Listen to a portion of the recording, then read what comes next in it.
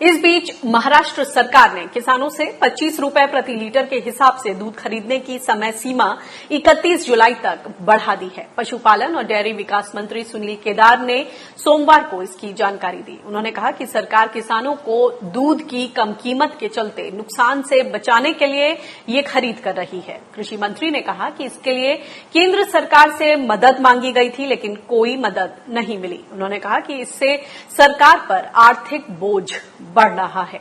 फिर भी किसानों से रोजाना 10 लाख लीटर दूध की खरीद को जारी रखा जाएगा। लॉकडाउन के दौरान लगभग सभी राज्यों ने दूध के भाव में 10 से 12 रुपए की कटौती की है। इसके अलावा खुले बाजार में दूध के दाम में लगभग 30% की गिरावट आई है। डेयरी संघों के बाद भी बड़े पैमाने पर मिल्क पाउडर जमा है। इसके बावजूद केंद्र सरकार ने 10,000 टन मिल्क पाउडर के आयात को मंजूरी दे दी है। इससे किसानों को आगे भी दूध की सही कीमत न मिलने का खतरा बढ़ गया है। और इस पर बातचीत करने के लिए हमारे साथ अजीत नावले जी जुड़ गए हैं, जो कि किसान सभा महाराष्ट्र के जनरल सेक्रेटरी हैं। आपका स्वागत है किसान बुलेटिन में। ये स्कीम दूध के जो उत्पादक हैं, जो दूधिया किसान हैं, उनको फायदा देने के लिए सरकार ने बोला था कि वो कुछ 10 लाख लीटर पर डे उनसे प्रोक्योरमेंट करेगी और उससे किसानों को जो गिरते भाव हैं उससे कुछ बचाव, कुछ राहत मिलेगा।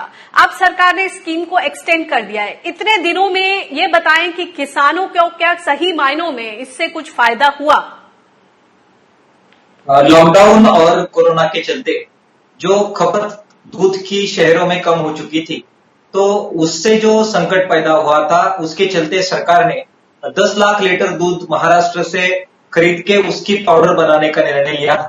जरूर जो कलेक्शन है वो सुचारू रूप से चलता रहे, इसके लिए इस स्कीम का जरूर उपयोग हुआ और हमारे किसानों के ओर से जो दूध डेयरी के माध्यम से शहरों तक जाता था, तो उसका सुचारू रूप से संकलन होता रहा। इतना फायदा जरूर हुआ, लेकिन जो दाम गिर गए थे इस कोरोना के चलते और लॉकडाउन के चलते दूध के, तो उसमें कोई सुधार लाने में ये स्कीम काम नहीं की। किसानों को प्रति लीटर 10 रुपए का घाटा ये स्कीम जब चालू थी तभी होता रहा। आज भी किसानों को प्रति लीटर 10 रुपए का घाटा आज भी हो रहा है। लगभग 30 लाख लीटर दूध ज्यादा सरप्लस पाया गया है। उसमें 10 लाख लीटर दूध अगर सरकार लेती भी है तो भी 20 लाख लीटर दूध का सवाल बना हुआ है। और इसके चलते जब तक इस 20 लाख लीटर दूध सरप्लस बना रहेगा, दाम की बढ़ोतरी नहीं होगी।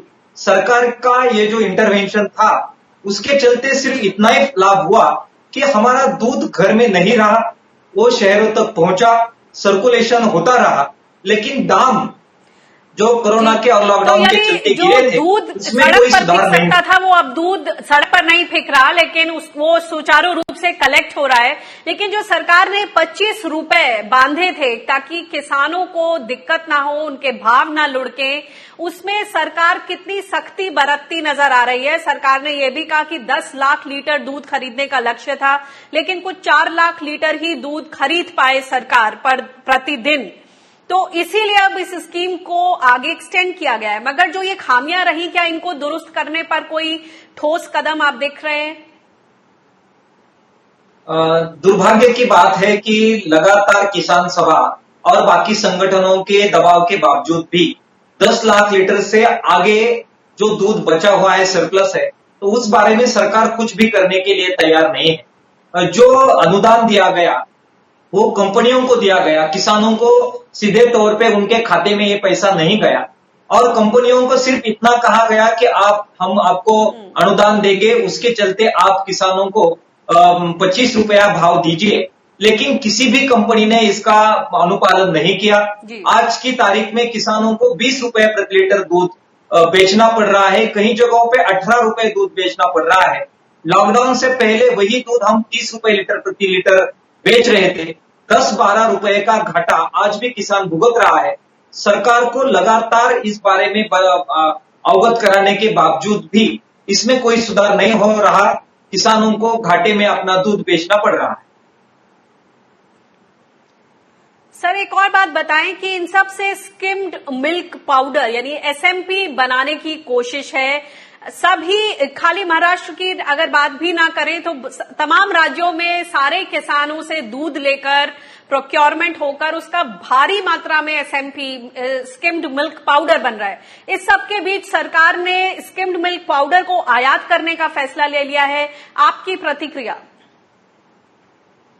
देखिए, सरकार का ये फैसला हम सब किसान ऑर्गेनाइजेशन को और किसानों को चौंकाने वाला है, क्योंकि लॉकडाउन के चलते जो मांग दूध की कम हो गई थी, तो उस मांग को जो क्वेश्चन उसके चलते बढ़ा, तो बड़ी मात्रा में कन्वर्जन के लिए दूध गया।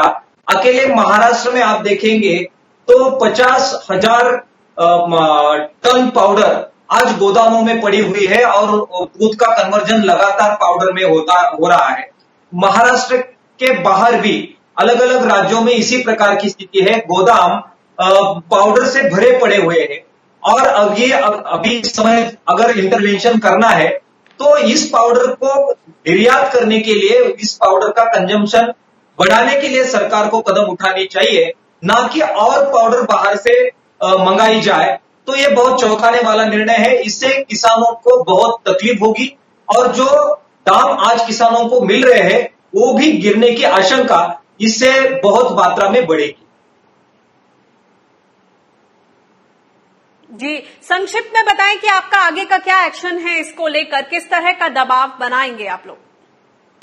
देखिए, सरकार ने अगर अपना निर्णय जारी रखा और बाहर से स्किम पाउडर जो है वो मंगाने का निर्णय पे वो अड़ी रही, तो हमें इस कोरोना के वातावरण में भी आंदोलन करना पड़ेगा। हम किसान सभा और कुछ और संगठन जो दूध उत्पादक शेतकरी संघर्ष समिति के बैनर तले हम इकट्ठा आए हैं, हमने चेतावनी दी है कि किसान सभा और इन सब ऑर्गेनाइजेशन के माध्यम से आने वाले समय में हम एक बहुत बड़ा आंदोलन खड़ा करेंगे। भाजपा के कार्यकर्ताओं के जो भी कार्यालय है वहां उनके सामने जाके दूध डालने का कार्यक्रम हम लेंगे और सरकार को चेतावनी देंगे कि आप किसानों के साथ खड़े रहिए, इस प्रकार का निर्णय आप न लिए। अगर वो लेते हैं तो बड़ी ताकत से हम सब आंदोलन में उतर के ये दूध के संदर्भ में आवाज उठाएं। बहुत बहुत शुक्रिया इस जानकारी के लिए, धन्यवाद।